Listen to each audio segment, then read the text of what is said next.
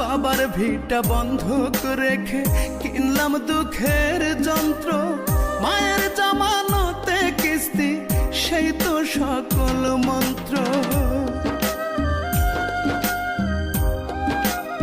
মাসে মাসে টাকা দিলে পরিবার থাকে সুখে, আমি কত কষ্টে আছি বোঝে না পরিবারে।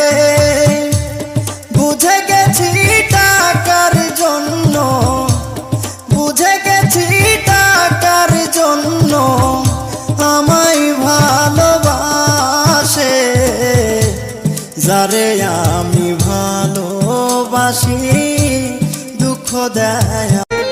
দুঃখের দিন শেষ হলে আসবো মাগো বাড়ি চলে, এই দোয়াটাই করো মাগো যায় না মাঝে বসে।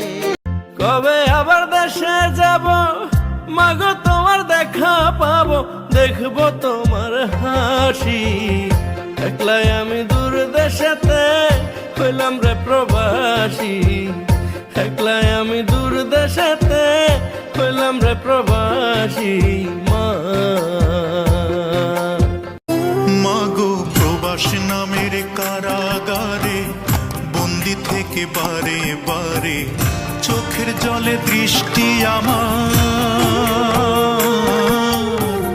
চোখের জলে দৃষ্টি। সৌদি আরবে গিয়ে কাজ পাচ্ছেন না প্রবাসীরা। মূলত তিনটি কারণে এই সংকট। এর মধ্যে সবচেয়ে বেশি বিপদে আছেন যারা আত্মীয় স্বজনের মাধ্যমে পাওয়া ফ্রি ভিসায় সৌদি গেছেন। আবার যারা কাজ পাচ্ছেন তাদের বেতন এতটাই কম যে জীবনযাপন করাই কঠিন হয়ে পড়েছে। জনশক্তি সংশ্লিষ্টরা বলছেন 1000 রিয়াল বা 35,000 টাকার নিচে কোনো কর্মীকে সৌদি পাঠানো ঠিক নয়।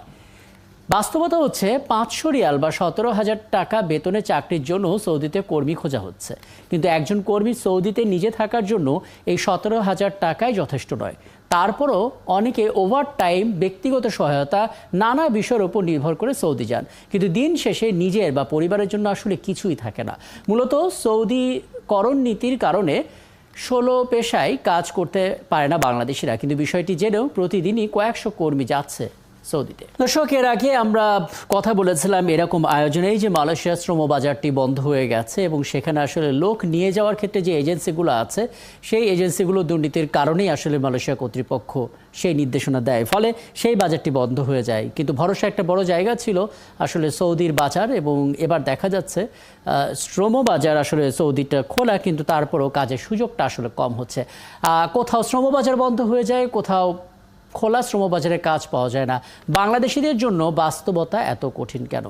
আমরা ব্যাখ্যাটা জানার চেষ্টা করব। আমাদের সঙ্গে ঠিক এই মুহূর্তে যুক্ত আছেন বাইরার মহাসচিব শামীম আহমেদ চৌধুরী নোমান। যুক্ত হচ্ছেন আমাদের সঙ্গে জনাব শামীম আহমেদ চৌধুরী নোমান, আপনাকে আমন্ত্রণ জানাচ্ছি। শুরুতে একটা বিষয়